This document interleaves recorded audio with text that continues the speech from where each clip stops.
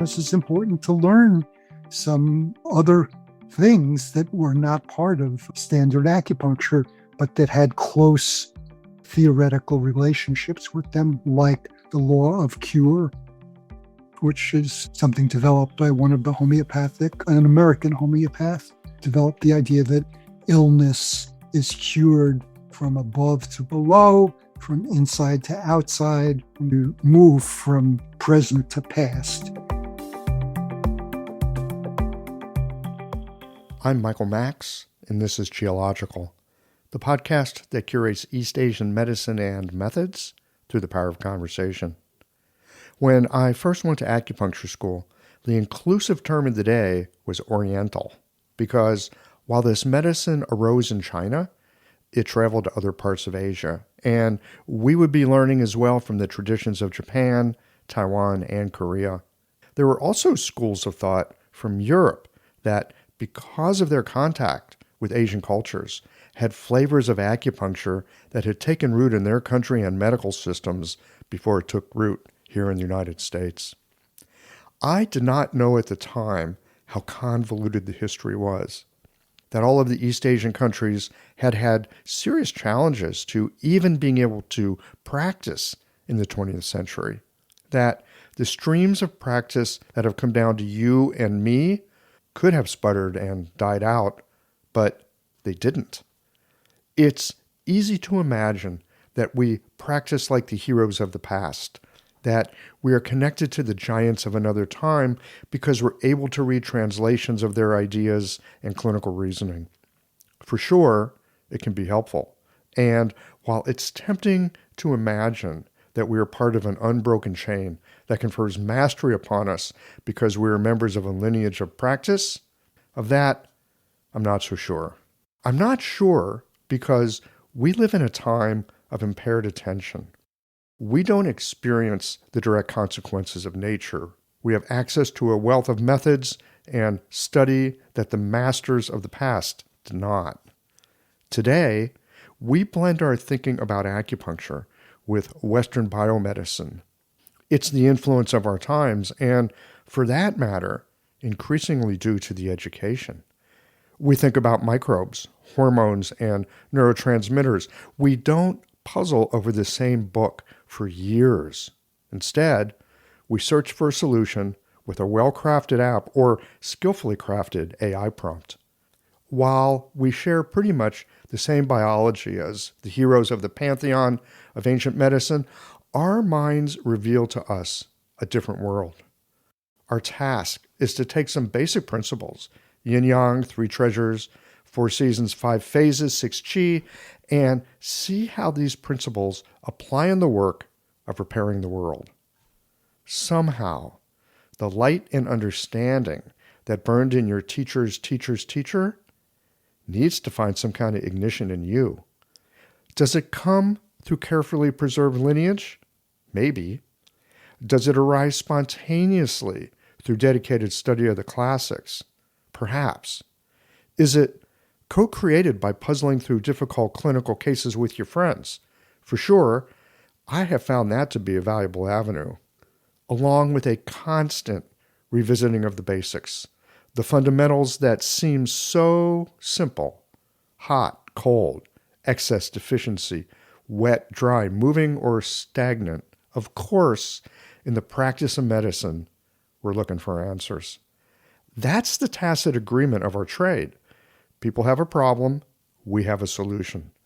But as enticing as answers are, being able to ask the right questions is the abracadabra that opens up solutions that will allow us to help our patients. And finding the right questions?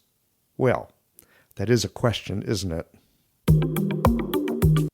History helps us to make sense of who we are and how we got here. While it's presented to us in grade school as the greatest hits of the winners of revolutions, wars, and technical innovations, there are the stories that didn't make it into the books. There are the relationships that influenced what was behind the scenes. Sometimes history is a well-crafted marketing campaign or tasty story that makes you feel good about its telling.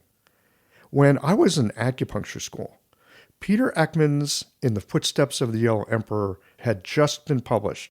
His intention in that book was to sleuth out where JR Worsley got his stuff, and pulling that thread opened an inquiry into acupuncture that goes back before the days of Bientre.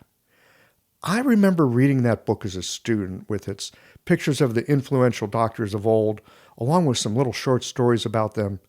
It reminded me of browsing through an encyclopedia on a rainy afternoon as a child, with its tasty bits of knowledge and trivia that expanded my world in surprising ways. Recently, Footsteps and the historical contribution within it has made its way into Chinese with a Chinese language edition. The Yellow Emperor has journeyed from east to west and back again. That is what we'll be discussing in this conversation with Peter. Right after a few words from the people who make it possible for you to enjoy Qiological. These conversations come to you through the generous support of our sponsors and members. All the sponsors here provide helpful products or services that you'll find beneficial in your clinical work. Golden Flower Chinese Herbs celebrates the fire and spirit of the year ahead and reminds you that this is a good time to move forward with your passions and purpose. Mayway Herbs is celebrating by sharing a glimpse of the year ahead on their website and supporting your patients with tonifying formulas for the active year ahead. Later in the show, you'll hear why Jane is my favorite EMR with their extensive feature list and ability to customize to your unique clinic, and Blue Poppy reminds you to give some gratitude to yourself for the patients you've supported and the practice you built as we enter into this vibrant new year. Do be sure to visit the sponsors page on the Qiological website to take advantage of all the special offers for listeners of the podcast. The year of the fire horse is here. Saddle up for a year of passion and energy, bold creativity, and the momentum to make things happen. At Golden Flower Chinese Herbs, they have spent 36 years walking alongside practitioners like you, supporting the ancient traditions that heal and transform. But this year carries something special, and just at a time when it's most needed. The fire horse brings courage, connection, the kind of unstoppable energy that turns vision into reality. As we step into this new cycle together, everyone at Golden Flower wants to wish you all of that and more. May your practice be filled with creative breakthroughs. May your relationships deepen. May you find the drive to accomplish what matters most. This is your year to move forward with purpose and passion. Golden Flower Chinese Herbs, rooted in tradition, celebrating the fire and spirit of the year ahead. Hi folks, I'm Yvonne Lau, president of Mayway Herbs. February marks the arrival of Chinese New Year, a time of renewal, momentum, and intention.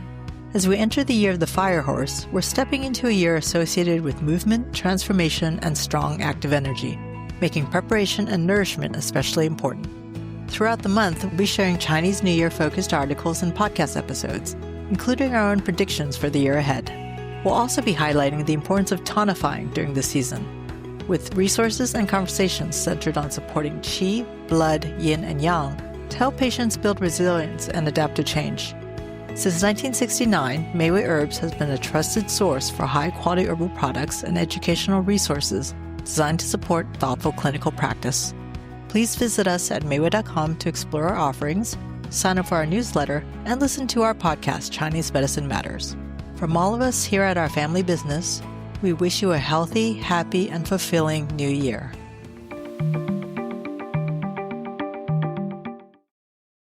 Peter Eckman, welcome back to Qiological. Thank you, Michael. Glad to be here. It's always a delight to hang out with you. It's always so much fun. I'm inviting you back, number one, because anytime we sit down and talk, it's just wonderful. And I'd come away with a perspective on our medicine that I don't know, man.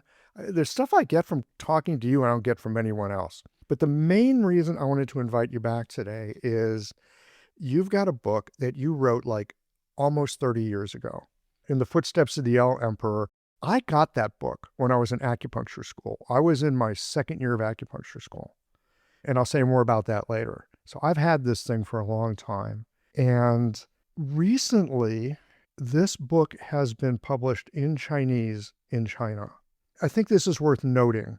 I've run into a few books that we have in English. Yours is one of them. Steve Clavy's Fluid Physiology and Pathology in Chinese Medicine. I've always thought that's a book that's so damn good, they should publish it in Chinese, because I don't think there's anything in China quite like what he came up with. And so to hear that you've had your work published in China, I just think first of all, congratulations, gongxi gongxi mazel tov, it's wonderful. But it also says something about how the medicine has evolved in a place, it's moved other places, and like that reverberation is now coming back to China. So that really says something. It's a book of history. It's a bit of a detective tale. As I understood it, so back in the day when I was reading it, the big kind of, Crips and Bloods fight in our profession was between TCM and 5-element acupuncture. That was like the big disagreement that was going on in our profession. And your work has straddled both and beyond. But you spent time with JR Worsley and you got curious about where he got his stuff. Mm-hmm. Over a decade. Yeah. Yes. That, to me, look, I don't know a lot about JR. I've never met him. I've only heard stories about him. I can only imagine that you digging into where he got his stuff. Like, Peter, why would you do that? He doesn't seem like the kind of man who would have appreciated that. Well, to tell you the truth, I'm not sure if he did appreciate that. He's gone now, so we'll never know. But just from the gossip that I've heard, he had mixed feelings about it. Obviously, he liked that he was a character that was being paid attention to. Everybody likes interest in themselves by other people, but he also was someone who wanted to paint a picture of himself that, in my opinion, glorified his contribution rather than simply presented it. And I think that is an issue that's still alive today as to what role he exactly played in presenting a style of acupuncture and where it came from, which was, the work I did in writing the book.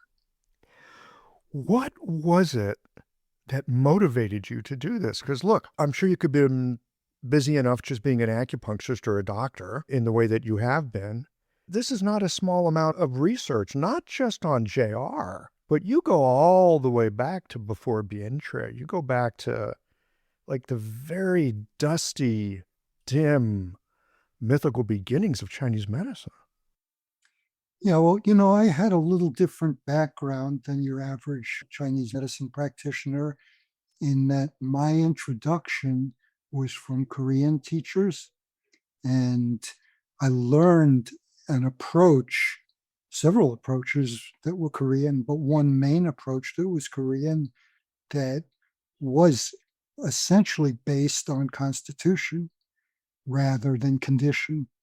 And until I met Worsley, I had not seen any of that kind of thinking coming from the little bit there was way back in the early 1970s about Chinese medicine.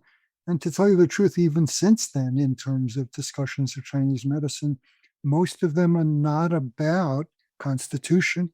They're about what is the present pattern that we need to figure out what to do about. So when I met Worsley, after having been trained in the Korean styles, and realized they both talked about constitution, but in different ways, it struck me that, wait a second, they're very different in just even the very simple thing that there were 5 constitutions from Worsley and there were 8 constitutions in Korean. And how do you make those fit together? How do you explain those? So I was really interested when Korean was first, Worsley was second, and when I was studying with Worsley over 10 years, actually, but mainly right at the very beginning in my first year or two, I wanted to figure that out. I had the 8 and I had the 5, and I wanted to know, okay, where did you get this information from that doesn't jive with what my Korean teachers are teaching me. And I was kind of a pushy student with Worsley. Well, first of all, he really liked me because I was a physician, a medical doctor. And like many English people, maybe I'm unfairly characterizing them, the idea of hierarchies and social status was very important to him. And I think he treated me differently than he did his average student who had no previous professional training.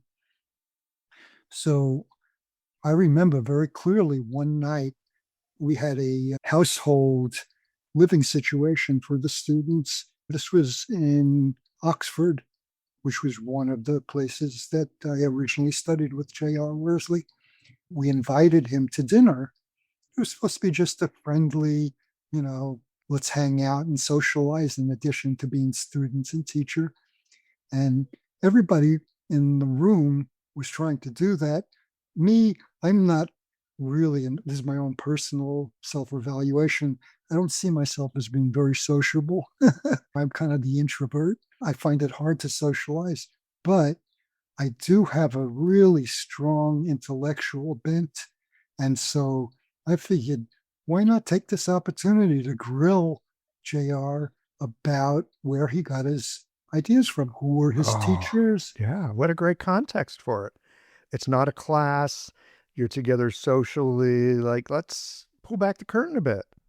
Exactly. And so, what I got out of that very early attempt at trying to answer that question about the 8 and the 5, what I got was, I'm not going to tell you very much, but I will give you the names of two of my teachers. I did get that at that very first, if my memory is correct at this point. We're looking back almost 50 years, or maybe 50 years.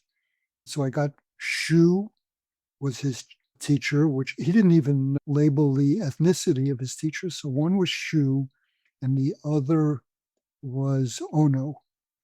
So that got me started with okay, there are some actual names and data that I can begin with in trying to figure things out. But he would not go one step further Oh, than that's name interesting. Two names.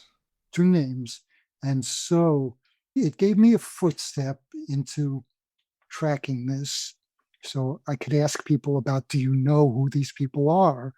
And at the same time, it also alerted me to the idea that I was not going to get a lot of information from people that he taught or were close colleagues with, because he wasn't going to be any more open with them than he was with me. I mean, this was his personal idea of, what he taught in class was this system that he teaches goes back in an unbroken lineage to the Han Dynasty, basically. And I mean, that's ridiculous. Yeah, I mean, it simply is. There is no lineage from the Han Dynasty to current that had a master who transmitted his teachings to his students, and until they mastered it and he gave them the title of master, the lineage didn't continue until that next step. That had gone on for thousands of years. There's no evidence for that. You know what, Peter? I have to make a confession here. When I first read this book when I was in acupuncture school, because I'm in acupuncture school, so I don't know very much yet. And I'm really hoping that there's something to this Chinese medicine. And I'm really hoping that there's something to this acupuncture. I just know I'm interested in it. It's helped me. I'm interested. But I got to tell you, man, I read the book. It was almost like a fetish. Like, here's the luminaries. And I could imagine myself into this unbroken line of great doctors. And I could imagine it unbroken because somehow the story came down to me. So if I'm connected to the story, maybe I'm connected to the brilliance of these people. And it was very easy for me as a second-year student to imagine that I belonged to this, because I didn't feel like I belonged at all. And I wasn't even sure that the thing was going to support me and I could go forward in my life with it. So I held on to it almost, the history is like a fetish, until I finally got enough understanding of acupuncture that I didn't need that. But I get it. I get the draw to, I belong to this thing that's bigger than me. And maybe it will support me where I don't yet have the capacity. Well, let's go back to how we started this conversation with the idea that there were two competing stories about acupuncture, the five element one and the traditional Chinese medicine eight principles one was actually a big reason for me writing the book in the first place. An even bigger one is prior to writing this book, if I remember correctly, I don't remember the chronology. Now I have to think about it.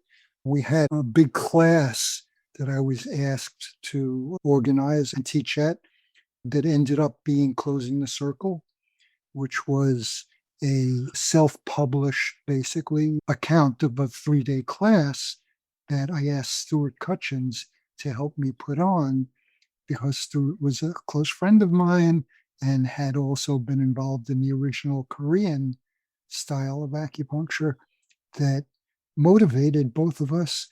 And the reason that I'm bringing that up is that Closing the Circle class was responding to a request by Worsley students in the United States to, what the hell is going on here? We're reading about TCM. It's just beginning to become available through Ted Kapchuk and several other teachers. And Worsley has been saying that's not valid. That's not Chinese medicine. That's not the way traditional acupuncture taught and practiced. So I went to China, and my first visit in the early days. And when I came back, all of these Worsley students were saying, tell us what you've found out about that TCM approach, because we can't get it here. And they were all Worsley five element students. And so the motivation for Closing the Circle was to try to reassure the students that it was not true that these were conflicting methodologies. It wasn't as if one was correct and the other was incorrect. It was, they're both aspects of the history of Chinese medicine. And we want you to be able to see both of them and integrate them. Peter, it sounds like the same question that first took you to doing the book. Yes. Constitution of 5, Constitution of 8. Huh. What's going on here? Yeah, all of it is about where did this come from and how does it allow all of the different approaches to be true and useful, even though they're different. It's such a weird medicine that way. It is. But, the thing for me was that I got, because of that motivation of I want to figure this out, I got to meet, interview people throughout that Worsley knew from the beginning, from when he first began studying acupuncture, and what did they think of him? What did they tell him? To tracing where did his teachers get their information from, so I could reconstruct how did this whole development of the five element approach become available in the West, because nobody else knew it. Worsley said he got it from these two teachers that he wouldn't say anything about other than their names, which he couldn't even spell correctly. So there were several different ideations of the spelling of Shu, Dr. Shu, that took me a long time to figure out who this Dr. Shu was, because they spelled his name differently, and it was all in English in romanization. It wasn't in Chinese. Uh-huh. And of course, there's different systems of romanizing, especially back then. So it could have been any one of several. Did you ever find these teachers? Well, the answer is maybe. I The answer believe is maybe. Such a Chinese medicine answer. Yeah, well, I believe so. I'll tell you what my feeling about it is. because I think in the second edition of Footsteps, I did come up with a hypothesis about who Dr. Shu was. I don't think there was any question about who Dr. Ono was, but Dr. Shu, I found two likely Shus that were spelled differently, but that had a reasonable record that fit what Worsley was teaching. Their teachings fit, and they were two different sets of teachings. One of the Shus was clearly a five-element based Dr. Shu, and the other one was that more demonological aspect of Worsley's teachings that was not five-element based. In fact, that other Dr. Shu didn't use five elements at all in his acupuncture practice. He was deceased by the time I got to find out about him, but his relative, whom I interviewed, told me as much as I needed or was looking to find out about it, and was adamant that he never used five elements in his practice, the original Dr. Shu. He just worked with possession and things of that nature. Possession, I think what he taught him were the exceptions. Worsley actually taught there were things that needed to be assessed and treated before the five element aspect of treatment: possession, husband-wife imbalance, and aggressive energy. Now, aggressive energy, I think, was not from Dr. Shu. That was from Lavier, one of his French teachers. But husband-wife and possession definitely came from and were very strongly confirmed by this relative of that other Dr. Shu. The other Dr. Shu. I wonder if there were two Dr. Shus involved. I think there were. Worsley did not speak Chinese at all. He did not read Chinese at all. And he did not study in China. He had one trip, as far as I was able to determine, to the part of China, what obviously wasn't mainland China, but with Hong Kong or Taiwan. And during that visit was when he had the aha moment of, I got it. I got a transmission. And that's what was the central focus of his teachings. Obviously, there were others. He included Akabani treatments, which is obviously not something that came down through a lineage because it was a 20th century development. He got a lot of homeopathic ideas that he incorporated into what he taught. Obviously not a lineage from the Han Dynasty. So, I had to figure out, where do all of these pieces come from? And it was a great, as you said, it's a detective story because I handled it as a detective. And that's why my dear departed friend, Neil White, who is the illustrator of many of the figures in Footsteps, depicted me as Sherlock Holmes. This episode is brought to you by Jane, a practice management software and EMR designed to help practitioners run their business without running around. Managing a practice can mean juggling more tools than you ever planned to. One for booking, one for documentation, another for billing. Each solves a small part of the puzzle, but because they don't work together, the manual admin still adds up. Jane helps practitioners connect their core tools all in one place. Payments are taken and recorded directly into Jane. Jane Websites helps new patients find your clinic online, and if something needs attention, Jane's support team is available by phone, email, or chat with an understanding of how your entire system works together. For added peace of mind, Jane includes privacy and security features like two-step verification, role-based access levels, and HIPAA and PPDA compliance, so you can feel confident your practice and patients' data are protected. To learn more about how Jane can support you, your patients, and your business, head to jane.app/demo. And if you're ready to get started, you can use the code CHIOLOGICAL for a 1-month grace period on your new Jane account. Well, you've got a good mind for it. Like you said, you've got that analytical, you've got a capacity to hold these big patterns and go into these lines of inquiry. These two Dr. Shu's, where are they from? It's been a while since I thought about those issues of where they came from originally. One of the Dr. Shu's, which is the five element part, emigrated to the United States, and I was able to interview his daughter. I think he was at that point deceased also.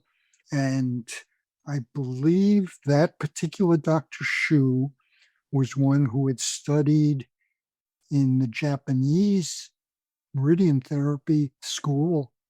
And so he studied in Japan, but I believe that his practice was in Hong Kong. That's to the best of my memory. It could have been Taiwan, but I think it was Hong Kong. Whereas this other Dr. Shu was, I believe, Taiwanese and was at this meeting that was the final event in Worsley's trip to Taiwan and Hong Kong back in the 60s. And it was during that event, which this was JR went to those countries, and in Taiwan, he spent quite a bit of time in Wu Wei Ping's clinic. You've mentioned him in a different podcast. I probably have mentioned maybe even more of that. Yes, I did. So he went ostensibly to learn from Wu Wei Ping, but also to get Wu Wei Ping's approval of what he had been putting together to get a doctorate degree from him.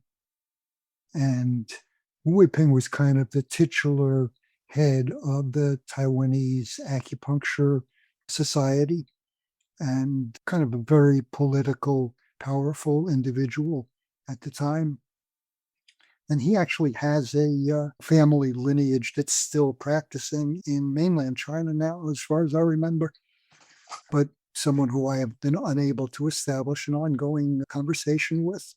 But I had a little bit at a couple of years ago. So anyway, what he did is he observed at Wu Wei Ping's clinic for a while, and then I think he was there 2 weeks, and then under Wu Wei Ping's direction, he showed Wu Wei Ping allowed him to do treatments so as to demonstrate that he knew what he was doing as a practitioner. And at the end of that, there was a ceremony. And this was a big dinner with all the Taiwanese and some that came over from Hong Kong, functionaries in Oriental medicine and Chinese medicine, basically. I'm trying to remember if there were any Japanese. I don't think there were. I think they were all Chinese. Big dinner. He was there. Worsley was there with Malcolm Stemp, who is a homeopath that he was very close to. And they both were at this ceremonial dinner at the end where there are pictures. I think I have them in Footsteps. I'm trying to remember. It is in Footsteps, yes. Oh, yeah. Of JR and Malcolm Stemp kowtowing to Wu Wei Ping's parents, who were the lineage holders of his tradition, in an expression of, "You are now my patron." Wu Wei Ping was the patron of JR and then gave JR a doctorate and permission to teach in England what he had learned there. But it was all for show. This was all for show. Because, Peter, I think I just heard you say he was there for 2 weeks. Yes. 2 weeks, not 2 months, not 2 years. Nope. Not 2 decades. 2 weeks. 2 weeks. And what he learned was not five-element acupuncture. He learned Wu Wei Ping's family tradition, which is a tradition, but we don't know much about it, other than there is a lineage aspect and some people that practice that way. Yes, but he himself, from what I remember, was a barber masseur originally before he became an acupuncturist. And I think he had some family history of acupuncturists, But what he learned from them was much closer, I believe, TCM style. And if you look at the photographs in Footsteps of that visit to Wei Ping's clinic, you can see some of the treatments that were being done, I think, with needles in the large intestine 15 area with moxa on the handle of the needle.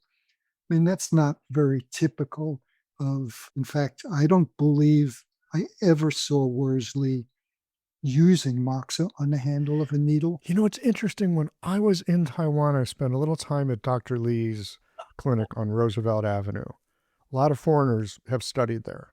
And Dr. Lee's a pretty famous guy there, very famous herbalist. They do acupuncture, but they do a lot of that needle acupuncture. Interestingly enough, here's another Taiwanese doctor, moxa on the head of the needle, like almost with everybody. And it like so blew my mind because I was there at the beginning of summer and it was hot and it was damp and they're like moxing all these people off. It was hard to understand at the moment. But I think it's in ways, it's a Taiwanese sort of treatment. It's very, very popular there. Now, I'm curious about the demonology shu as well. Look, I was in Taiwan in the early part of this century. So it's already been, it's already pretty modernized at that point.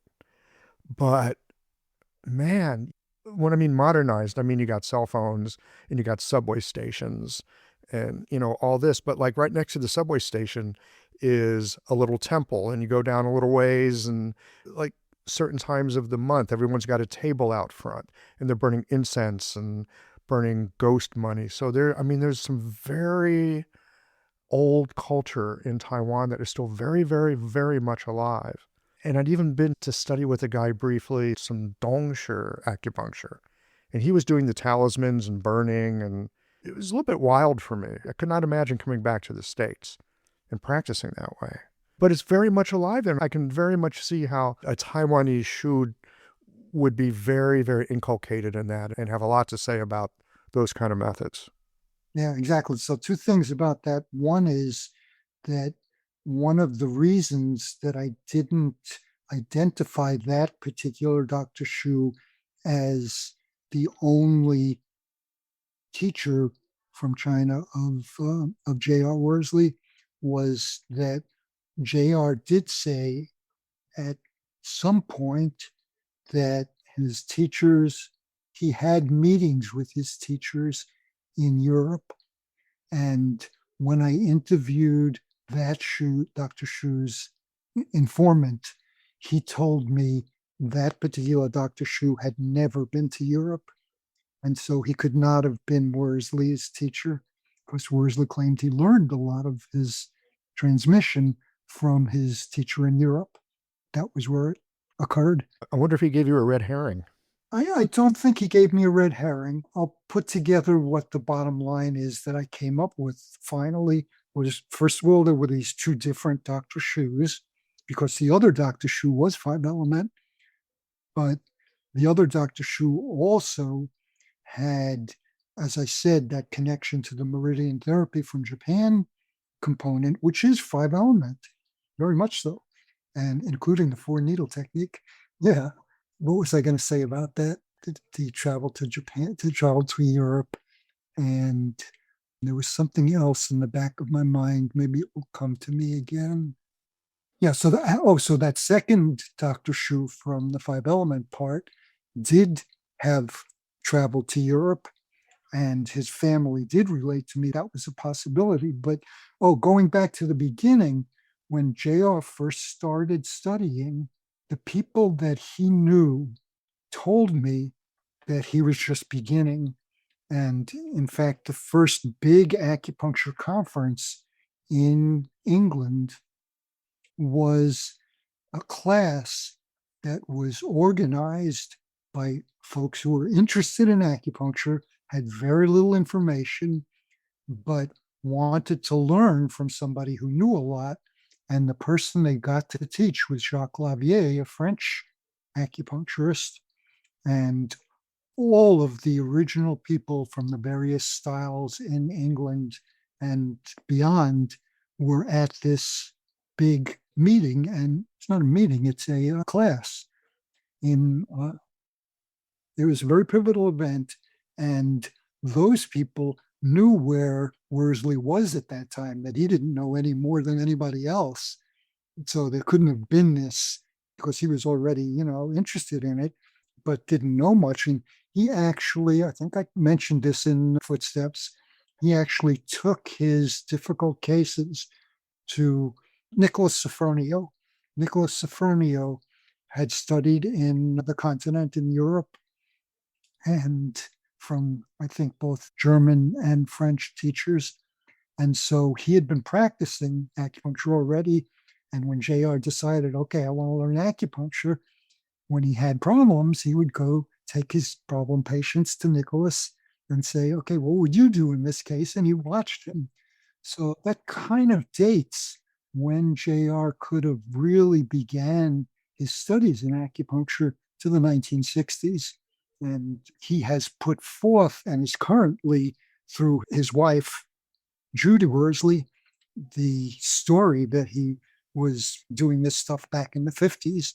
And I find it very hard to believe that because his colleagues at this big class of lobbyists didn't have that impression of him. And every one of them that I managed to interview gave me a similar story about where he was at, starting with this class. So that's got to be in the 1960s.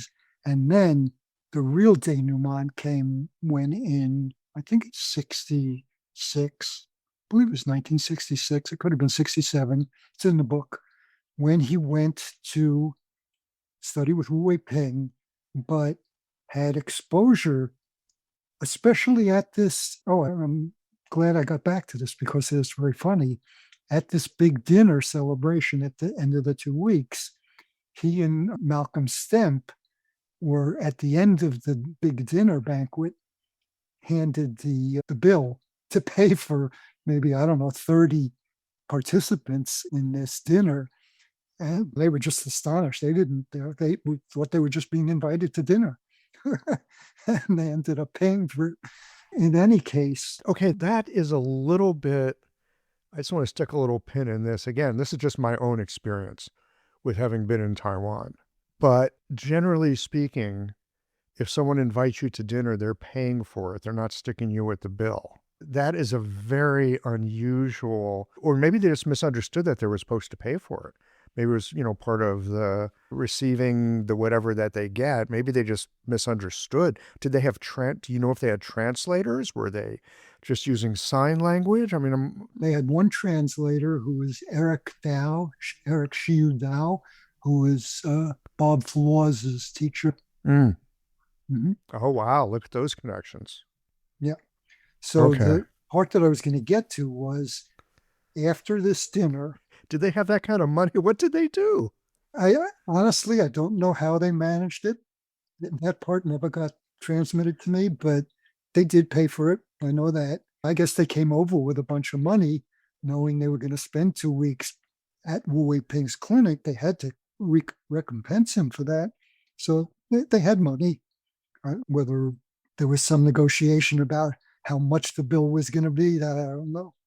Anyway, what I wanted to mention was after the dinner and everybody went their separate ways, Worsley made contact with this Dr. Shu and went up to his hotel room and spent, I believe, the greater part of the night. That Malcolm Stemp said, JR told him, you stay here in our hotel. I have to go meet this teacher in his hotel room. Don't stay up for me. I may be late. He went up and spent, I don't know how much time with this Dr. Shu, the demonologist. And when he came back to the room, he woke Malcolm Stemp up and he said, I got it. I finally understand how this all fits together. And that was his moment of concocting, as far as I understand it, his style of practice. Why he decided at that point to call it an unbroken lineage is beyond me, other than trying to promote the importance of his formalized style as being genuine and unique and effective as a way of impressing the importance of his approach above anything else that was available. So it's self-grandizing. But that was the moment that he formulated. Eureka. Eureka. There it is. Wow. Yeah, a eureka moment. Wow. Interesting. Yeah, because that was Malcolm himself told me that. Uh-huh. So I know that was true. Whatever happened with Malcolm? I've never heard of this guy. Well, he's a homeopath, not an acupuncturist. I get it, but he went and learned some acupuncture. Did he use it? Yeah, a little bit. No, he didn't. No, he did not practice acupuncture.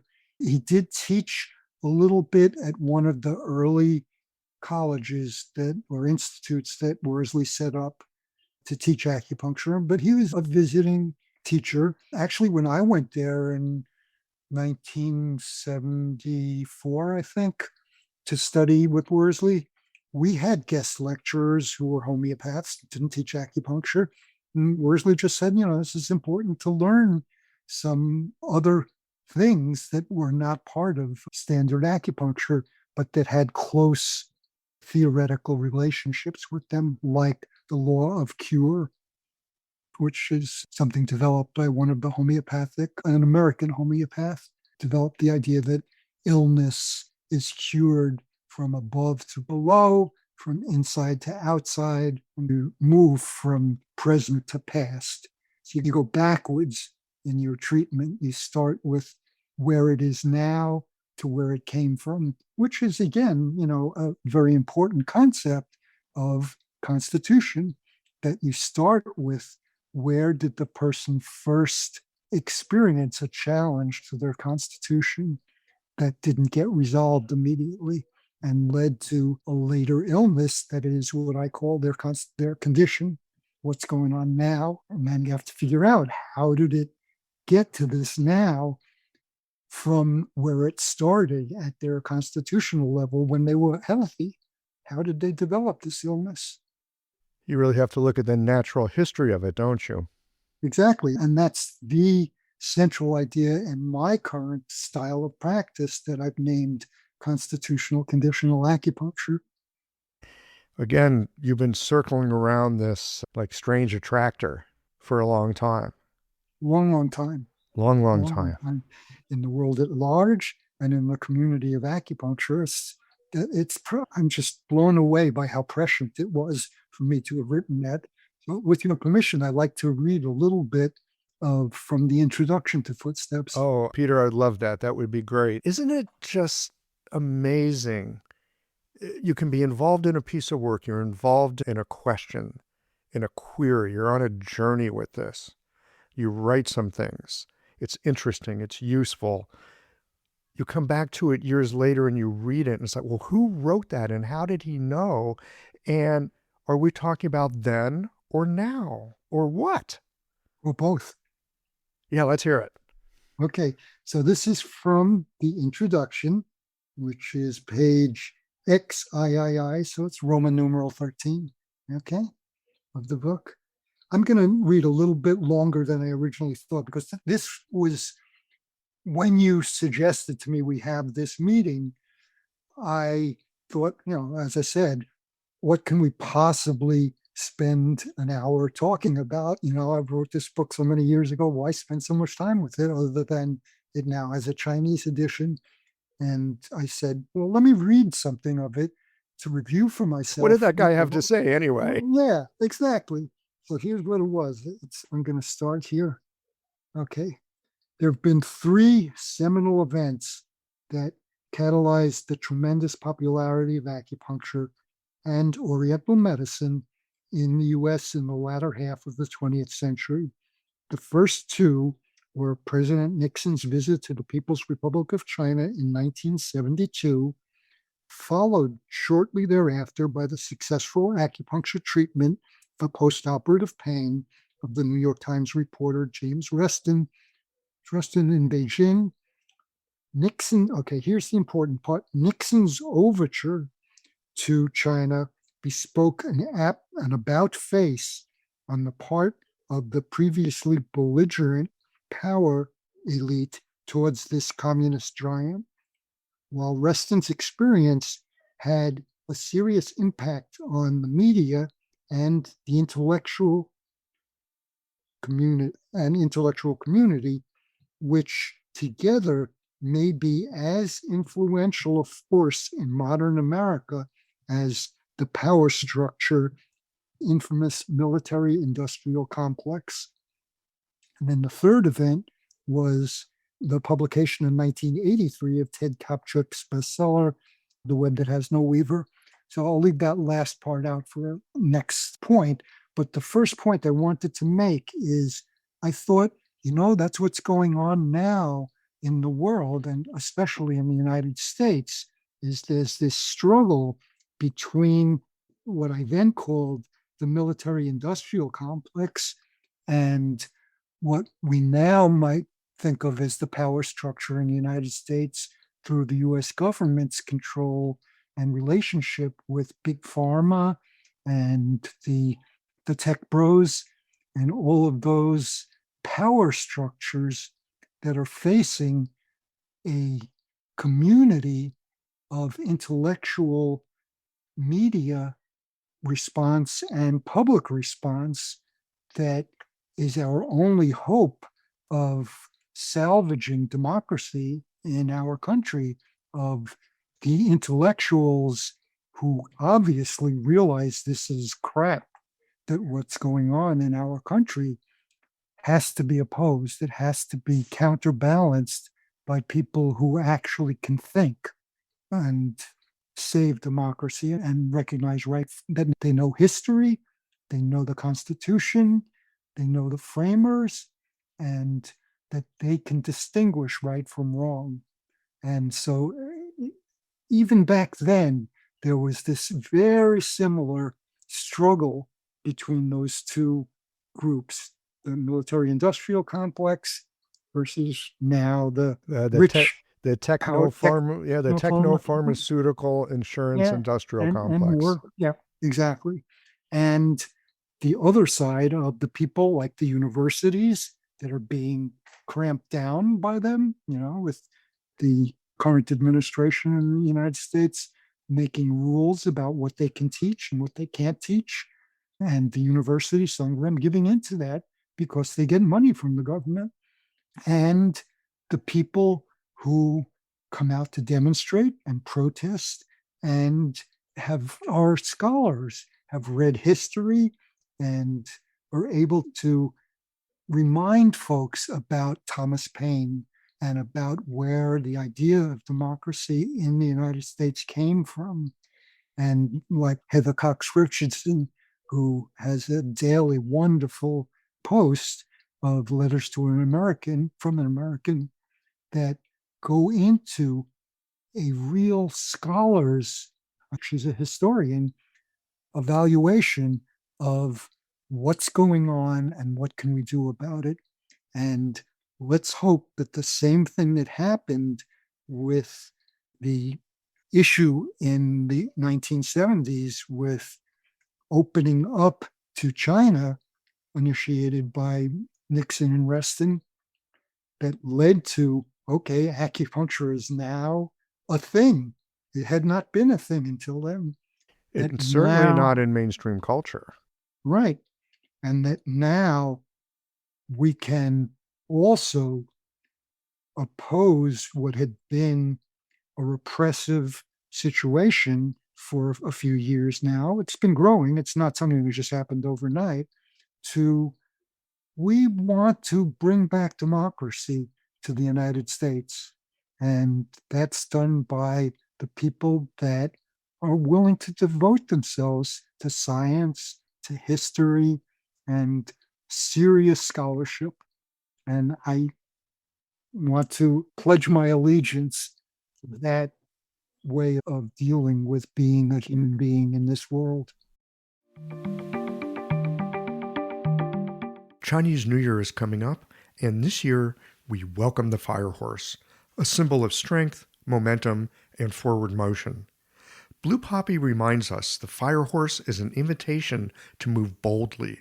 But before charging ahead, it's worth taking a moment to pause, to give gratitude to yourself for the patients you've supported, the practice you've built, and the resilience it takes to keep showing up. As you head into this new year, take stock of what you're carrying, your tools, your resources, your foundation, and make sure your saddle is set for where you're going next. At Blue Poppy, they support the practitioners who keep the medicine moving forward with dependable acupuncture and herbal supplies that you can trust, so you're equipped, balanced, and ready for the road ahead. Here's to entering the year of the fire horse grounded, prepared, and aligned. Happy Chinese New Year from everyone at Blue Poppy. It's fascinating. I mean, we know that history rhymes with itself. And I think it was Jefferson himself, maybe Jefferson.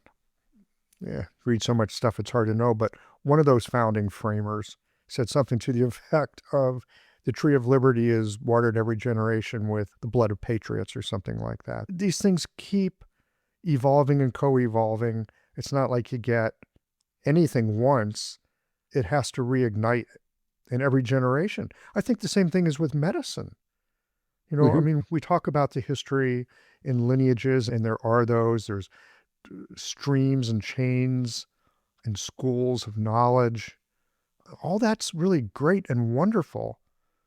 It's wonderful to have knowledge. It's wonderful to have books.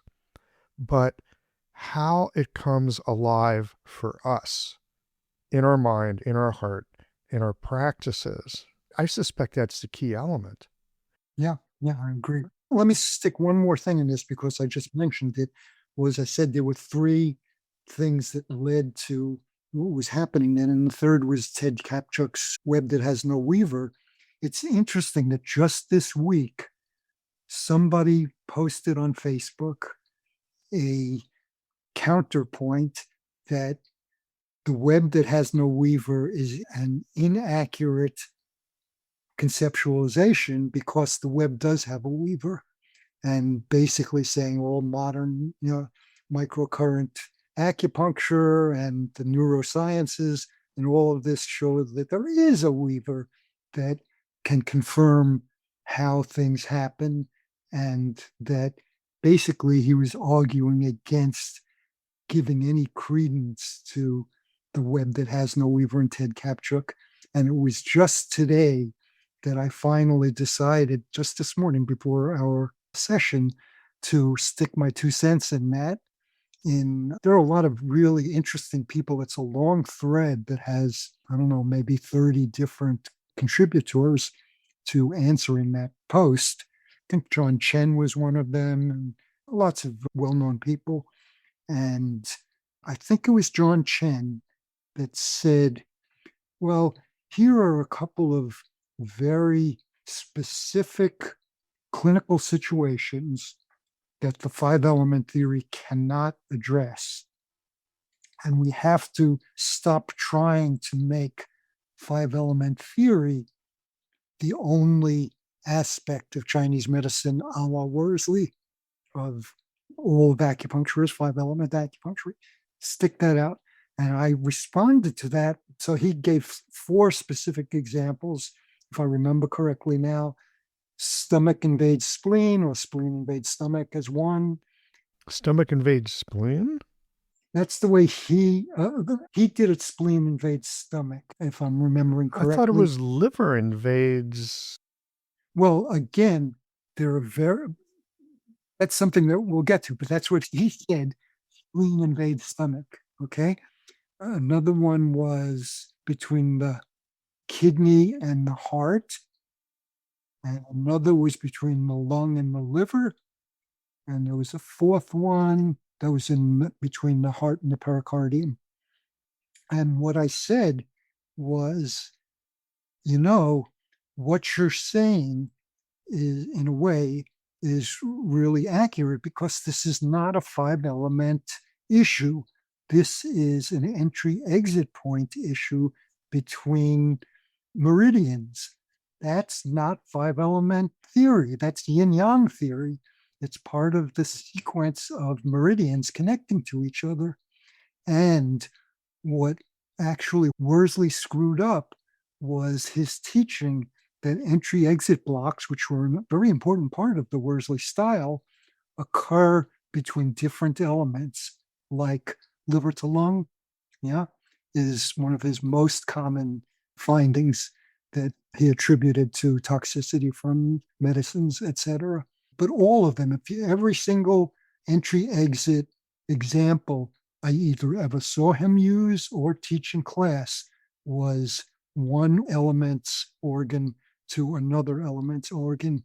And what I've discovered is it's much more common to have an entry-exit block within the two meridians of the same element. And I use it in almost every single daily practice that I use. It's The a yin problem yang is, issue, not a 5-phase issue. Mhm, exactly. Wow. So between, for instance, the bladder and the kidney, one is a yin organ, one's a yang organ. It's an imbalance within yin and yang in the same organ. It has nothing to do with the five elements. Okay, so two things about this.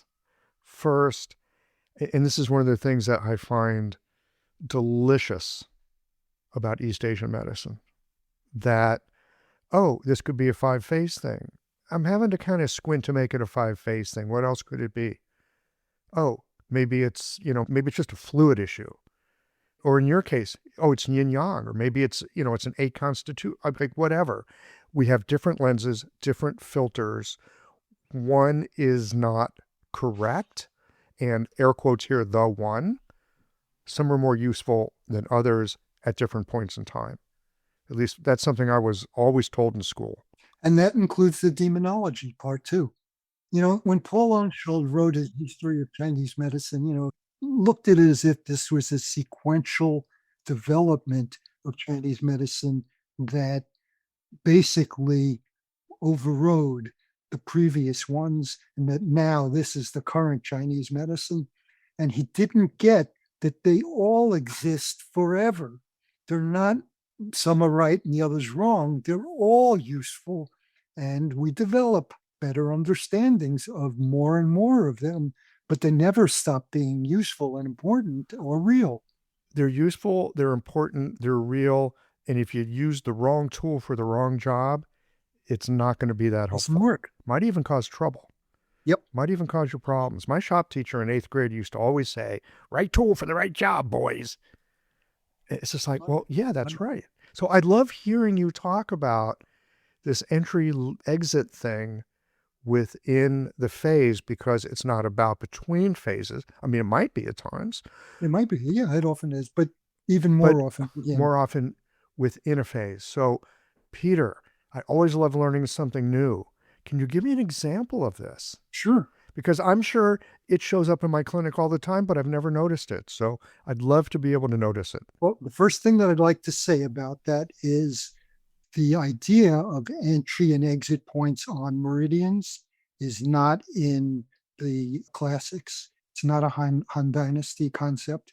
I believe, I'm trying to remember what the dates are, and now I've forgotten that. I think it's in the 1700s that the actual terminology, entry and exit points, was developed in China. And therefore, any of the older classical books won't even mention entry and exit points. So if you look at even the textbooks that come from China now, most of them don't include entry and exit points as material you can learn. They don't name them. It's not in the essentials. It's not in any of the early TCM books. There might be a few. I still believe, though, I don't think I've seen it in any translation of a Chinese TCM text into English. It's all by Westerners who've used this terminology. And you understand that all of the entry points are the first point on a meridian, with the exception of the lung meridian, where the lung large intestine meridian, where the large intestine 4 is the entry point of the large intestine. And the exit points are different. They are not universally the last point on a meridian. There's lots of differences between the exit point and the last point of a meridian. And the exit point is different than a low point. Definitely different than a law point. Definitely different, but they have similar kind of thing where they're moving chi over to the other channel. This is a very interesting idea that I'm working with. I haven't written about it yet, but I'm working on it. That the law vessel, you might know that law vessels are the method that Worsley taught for resolving Akabani imbalances. So if you have if you have a weak, do you know what the Akabani method is? Peter, I've heard of it. I've heard something about tapping incense on Jingwell points to figure that's it a out, diagnostic. but I've never gone into it. I know I've been exposed to it, but I just never went down that rabbit hole. Yeah, so it was a 20th century development by a Japanese researcher, Kabane. I think in Japanese it should be pronounced Akabane, but Worsley actually turns it to Akabani, but it's really everybody else says Akabane. Mr. Akabane, he developed a method of using an incense stick on the Jingwell points of both the hands and the feet, comparing the left side and the right side. And if there was a big difference in how long it took, how many strokes it took with the incense stick for the patient to feel, ouch, that's hot, then there was a problem between the left and the right side of the same meridian. Okay? And so if you discover, so Worsley taught the method of using the incense stick to diagnose, and then the treatment he proposed was very different than the treatment that Akabane used. Akabane used the back shoe points in his treatment, and Worsley used the low points. And there's a reason that also is an effective treatment, which I believe he got from the French tradition, which Worsley stole a lot of through Felix Mann. Felix Mann wrote his books prior to Worsley developing his system. And Worsley just appropriated, without giving credit to Felix Mann, for almost all of the things he taught, other than the demonology stuff and some of the 5 element stuff, although that's in Felix Mann's original publications. Felix Mann later in his life became a reprobate and started saying this is all inaccurate, that it's placebo effect, or it's basically, what do they call it? Symptomatic treatment, kind of local complaints. You use local points, that kind of thing. He died before he changed his mind back again. The one thing that he did do, when I interviewed him, I think he had already changed his mind about the validity of traditional Chinese medical theory. And so I said, well, how come you take pulses? And he looked at me and he said, because they work. And he had fingers, I think I might have mentioned this in my book, he had fingers that looked almost identical to JR Worsley's fingers, very thick, but exquisite, very sensitive. But by looking at them, it looked like they were full of chi. They were just alive and big and strong. And I think that Felix Mann, even though he denied the theories of Chinese medicine later in his life, he still stuck to using pulse diagnosis because of how extremely valuable it was in his clinical practice. The rest of the theory he threw out, but if somebody had clearly abnormal lung pulses, he treated the lung meridian. So he continued to treat with acupuncture, even though he threw out a ton of the theory. Exactly. Huh, wow. Man, wouldn't it be great to go back in time and just be able to sit down with a cat like that and go, all right, you're using pulses, you're treating with acupuncture. So Felix, like, what are you seeing here? What do you notice? How's acupuncture work, dude? Well, he did write books about how it works, but the books that he wrote about how it works don't mention pulse diagnosis, to the best of my memory. I don't Wow, know. that's so fascinating. And of Yeah. course, it was Felix Mann's book that got our friend Stuart Cutchins intrigued with acupuncture. If it wasn't for that book, Stuart would be managing rock groups or something. Mm. Well, his rock group leader is deceased, so that group broke up a long time ago. Yeah. I want to come back to the book again for just a moment. Yep. Yeah, We sure. should probably try to land this plane here in the next bit of time. We've been at this for a bit. I'm telling you, I could just gab about Chinese medicine forever. This stuff, I'm telling you, Peter, 30 years ago, I took myself to acupuncture school because I had that question of how does acupuncture work? That's what took me to school. And then I read your book and fell in love with the history as a kind of fetish to hold me up, hoping that I could figure this stuff out. I'm as curious about how acupuncture works today as the first day that I decided I should probably go to acupuncture school and learn more about how does acupuncture work. It has been a question that has never been very far away from me. Mm-hmm. Regardless of clinical experience, regardless of people I talk to, regardless of the books that I read, that question just doesn't go away. You're just like every physicist pre-Einstein who just said, okay, we figured it out. This is what it is. And Einstein said, like you're saying, but how does it work? I don't understand it. And Einstein said, you're all wrong. There is a different way that it works. It's deeper. It's may not be logically common sense, but it's actually much more accurate a description of how things work. And then the quantum mechanics people came along and said, well, there's more to it than that. It's not only that. The lesson for me is what we are as acupuncture thinkers is people who want to learn as much as possible because it helps us understand more. It helps us make our clinical work better. It also satisfies our fate, our destiny in life of this is what I want to keep at. I want to understand more. I want to learn more. Not that I want to find the final answer.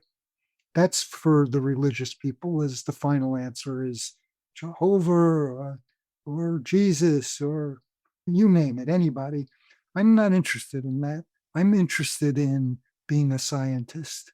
I want to know what can I learn that will teach me more about what's real, that's reliable, and can help me be a better person, be a better clinician, and be a better teacher and help other people learn what I've learned. And mostly what I want to encourage in the people that I teach is to emulate what I do, not what I found. Yes, please use what I found. That's helpful if you can. But if what you've gotten from me is the impetus to always study, always try to learn more, don't try to find the final answer, just try to find the next step. That's great because you have a whole life to do it. Yes. And your whole life will always be interesting. Well, and that next step, I was talking with Dan Bensky some months ago at this point, actually, and he was talking about one of the things that he loves about using his particular method, ZV, and, his enjoyment of acupuncture. He says, yeah, acupuncture is like really fun when you find something you weren't looking for. And I thought, wow, that, I hadn't heard that before in that way, but I thought, that's exactly right. When you come across something and you go, what's that? I wasn't even looking for that. And I watch my mind at times because if I've got a good diagnosis going and I think I know what I'm doing with a patient, something comes up and I go, what's that? And it makes me rethink everything. It's a little bit of a pain in the butt. Like, now what? On a better day, I go, what's that? Oh, look, that just breaks everything I was thinking. Huh. Isn't that interesting? And what's the next step? Yeah. Yeah, yeah. So I want to ask you one more question because you used the word transmission earlier, right? And I often hear this term used in our profession, that you get a transmission from a teacher, you get a Ah, transmission from something. I don't know what that really means. I mean, I hear it and I feel like I'm supposed to nod my head in a sage way and go, oh, yes, that. mhm. Peter, I don't know what that really means. What does it mean to have something transmitted or it comes in? I don't know. Can you shed some light on it for me? Because honestly, I'm a bit confused with that phrase. I'd like to get your sense. My sense is very close to your sense, which is I don't have a clue as to what that actually is in terms of reality. I can tell you how it's been used in describing historical events, but I've often thought about the term master. A lot of people style themselves as Master Yu or Master Wang or Master anything.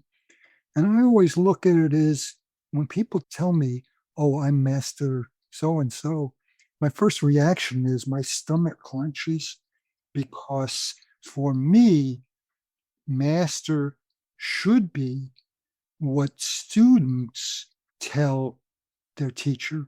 You're a master for me. You've done a masterful job. I'm going to think of you as a master. It's an honorific given by somebody else. You never use it to describe yourself. You use it to describe somebody else. And this idea of transmission is similar to the same thing. A person who has learned something and successfully been able to transmit it to a student so that they can use it effectively has transmitted knowledge and practical skill. And so that's the transmission that I care about. And when I say I want to transmit to somebody else, it's basically I want to teach them something that they are capable of learning. It's not mystical, it's very concrete, and And they're capable of learning. they're capable of learning it. Now, historically, that's not been the way other people have used the idea of transmission. They've used it as if, for instance, somebody was studying meditation and have been told, unless you get a transmission from a master, you're not going to learn how to meditate for the best way you can. You have to have this transmission, some kind of energy, like a chi or something, transmitted from them to you that only they can do for you, or somebody else who's also a master. And I don't buy it. I personally think that I have not seen that to be the case. I think it's a little bit like what's going on with the Worsley school, that only Judy Worsley can say what the Worsley tradition is. No, I think that, and I wrote this in the first book that Peter Mole and John and his wife, I'm blocking on everybody's name now that I'm 81, I'll be 81 in a couple of weeks, John Hicks. I wrote the introduction or preface, I can't remember what it was, that said, these are Worsley students who are in the best place to carry on and develop his tradition, because I believe Worsley created his tradition. It wasn't just that he inherited it, he synthesized a lot of different ideas and put them together to form a style of acupuncture. And I thought these three folks were carrying on that.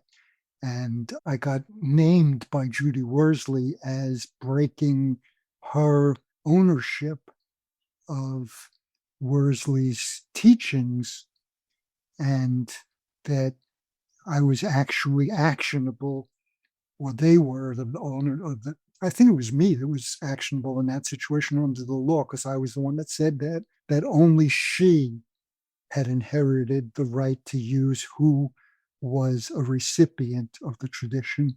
And I said to them at the time that they wrote their book, if you want me to change that sentence in the preface to your book, that's fine. I'm perfectly happy to do that. But I don't feel like I want to change it because that's my belief. I think it's perfectly fine to do that. And if Judy wants to sue me, she can, or if she wants to sue you. So they had a conference with Judy. And they agreed that it would be a good idea to change that. And I said, fine. And in the second edition, they dropped that line. It's still in the first edition. And that's fine with me. And so I don't know how I even got on that, but it's something about Well, about tradition. transmission and tradition, and you just put your finger on something else that I think is relevant. Who owns a tradition? Especially if it's from 2,000 years ago. I mean, I claim to be the owner of it. Even if it's from 100 years ago. Yeah, or from yesterday. Mm-hmm. Nobody owns it. I've been asking myself a question lately, which I don't have a great answer to, but I keep asking myself the question. It just helps keep me, I want to say, centered in the storm in a way. And the question is, does acupuncture belong to me, or do I belong to acupuncture? And there's a lot of ways to answer that. And trust me, I answer it in different ways at different times, in different contexts. But it's a very troublesome question that's been running through my mind a lot lately. For me, it's a slightly different question, which is, what is primary in what you do with your life? Is it devoting yourself to giving the best help to the people that you're seeing to help, that you're practicing on, and that you're always committed to making sure you do the best job you can with them? Or is it something else? And that's why whenever I come across anybody that teaches or writes about acupuncture, the first question I have is, are you a practitioner? Are you getting anything that validates what you think based on experience of the practice? Or is this all from scholarship that you've read books and you think that's what this means, or that you have some mystical enlightenment that came into you? Where does the rubber meet the road? Are you learning from doing, or are you simply trying to prove something? Well, my friend, it's really wonderful having juicy questions.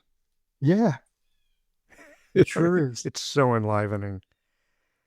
Michael, I love everything that you do. I wish I had more time to devote to it. As you could probably tell from talking to me, I spend so much time in my practice and so much time trying to figure out where I'm blocked in my practice and how to get past that next block, Yeah. that I don't have time to take in everything, especially with so much else going on in the world. But I think you're doing a great job. Well, this is one little corner of the universe that it seems like I've got some work to do. And so, yeah, there's a lot of content up here these days. Evidence of my insatiable curiosity, evidently. And really, acupuncture, again, it's so endlessly fascinating. And to be able to sit with other practitioners, scholars and workers and artists and whatever else we might be along with being practitioners, and hear, like, how is it for you? What's it like in your clinic? What are you learning? What's your perspective on something? I don't think there is one grand unifying answer for acupuncture by any stretch of the imagination. Volker Scheid often talks about the, oh God, now the word just goes out of my mind, not multiplicity. I forget what he calls it, but, it suggests that there's not one Chinese medicine. There are many Chinese medicines. And again, if I've noticed anything in the time that I've done this work, it's how it comes alive for us in our clinical work. That's what acupuncture is. And, if it sparks something in you that allows you to help people, man, find out where it goes. Mm-hmm. And be willing to live with the times that it's not working. Yeah, we all had them. There are times that, we're in clinic and shit, this person's not got worse instead of better, or they just didn't get better. What am I doing wrong? Why was that? That's going to happen. But there are also going to be times where you have this eureka feeling of, my God, this person that couldn't get out of bed this morning is walking around, as I wrote in my book, is walking around the Forbidden City in Beijing. Yesterday, they could hardly get out of bed and get to here. And today they can hike around the Forbidden City. Wow. Wow. It's good work if you can get it. All right, my friend. Well, always a blast to talk with you. Thank you for this book that I read almost 30 years ago and that I just read again recently. In some ways, it is two different books because I'm a different person at this point. And it's been really a wonderful delight to look at the long history and then to follow your inquisitiveness. I think one of the things I've appreciated about this book is not just, oh, I've got this scholarly look at the history, but it's your nugget that you've been chewing on. And it really threads through there, that sense of, and then this and that, and what about this? And this doesn't match up. And then you discover these other things, and it's palpable, your delight with the inquiry that's in the book. So again, congratulations that it's been published in Chinese. It's wonderful that acupuncture gets to go back as an echo to the place where it began. Acupuncture is alive and well in the world. Yep. And it's equally touching to me that it did that it went back. I was not the only one. Nora Franklin, a 5-element acupuncturist in England, has been teaching in China for many years now. So I'm the first published American, but she had written some books about her approach that got translated into Chinese. That's great. Through Liu Li Hong, who's quite respected in China. And he's the one that, in the end, promoted my translation being published. That's wonderful. Yeah. Well, evolution keeps happening, doesn't it? It sure does. And it's a wonderful thing. All right. Peter, thank you for your time. I look forward to the next time we get together.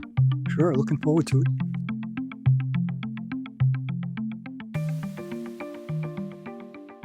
Some of the things I've enjoyed about my conversations with Peter is his insatiable curiosity, attention to detail, and dogged persistence. I remember him telling me in a previous conversation that he was drawn to studying with Worsley because of the focus on Constitution, in part because Constitution was a focus in his original study with Korean doctors. Peter already had some experience and skill, and Worsley told him that while studying with him, he had to promise not to treat people with his previous understanding and not even bring it to mind as he was learning Worsley's system. In other words, take what you know and set it to the side. I'm not sure that I would be able to do that if I was looking to add new knowledge to my skill set. But in service of learning, Peter did. I'm going to call that a leap of faith in taking on a new learning endeavor. In part, that set the stage for In the Footsteps of the Yellow Emperor. It whetted Peter's appetite to know more, to seek the source. Beyond chronicling his search for where Worsley got his ideas, Peter traces how the medicine of East Asia both evolved within China, but more interesting for me, some of the ways that it has migrated throughout the world. What I came away with is a greater appreciation for the various methods of acupuncture and how each has its own flavor based on where it originated, the character of the people involved in the transportation and teaching of it, and how the culture and laws of the countries that it migrated to influenced how it was practiced and who was allowed to even do so. This story, it's still unfolding, as each of us makes sense of how to use this curious modality that we call acupuncture, and what we do in passing it along to the new generation of practitioners.